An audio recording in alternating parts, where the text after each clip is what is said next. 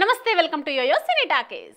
6 ఏళ్ల తర్వాత సోలో హీరోగా నటించిన junior NTR latest movie Devara.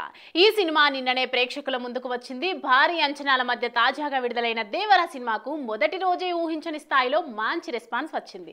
Mass director Koratala Shiva ఈ హై వోల్టేజ్ యాక్షన్ సినిమాను తెరకెక్కించారు. సెప్టెంబర్ 27న ప్రపంచవ్యాప్తంగా గ్రాండ్ గా రిలీజ్ అయింది ఈ చిత్రం. ఈ సినిమాలో తారక్ సరసన తంగం పాత్రలో జాన్వీ కపూర్ నటించగా విలన్ బైరా పాత్రలో సైఫ్ అలీ ఖాన్ కనిపించారు. Action episodes, interval scene, climax 20 నిమిషాలు అద్దిరిపోయాయని ఫ్యాన్స్ రివ్యూలు ఇస్తున్నారు. సినిమాలో ఎన్టీఆర్ నట విశ్వరూపం, డైరెక్టర్ కొరటాల శివ డైరెక్షన్ అదిరిపోయిందని ప్రశంసలు కురిపిస్తున్నారు.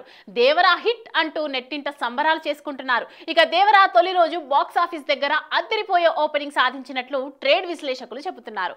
ఫస్ట్ డే దేవరకు ప్రపంచవ్యాప్తంగా 140 కోట్ల రూపాయలు వసూలు చేసినట్లు అంటున్నారు. ఇండియాలో అన్ని భాషలలో కలిపి దాదాపు 77 కోట్ల రూపాయల నెట్ అందుకుంటున్నట్లు సమాచారం. తెలుగు రాష్ట్రాల్లో భారీగా వసూలు చేసింది. కేవలం 2 తెలుగు రాష్ట్రాల నుంచి నిన్న ఒక్కరోజే 68.6 కోట్ల రూపాయల కలెక్షన్స్ వచ్చాయట. ఇతర భాషలలో హిందీలో 7 కోట్లు, కన్నడలో 3 కోట్లు, తమిళంలో 8 కోట్లు, మలయాళంలో 3 కోట్లు వచ్చాయని సమాచారం. దేవరను ఆదరించినందుకు ప్రేక్షకులకు యంగ్ టైగర్ ఎన్టీఆర్ కృతజ్ఞతలు చెప్పారు.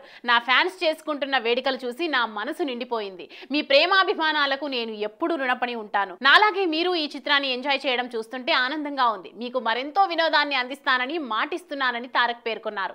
దర్శకుడు కొరటాల శివ కూడా ఇంత భారీ విజయాన్ని అందించినందుకు తెలుగు ప్రేక్షకులకు ధన్యవాదాలు తెలిపారు.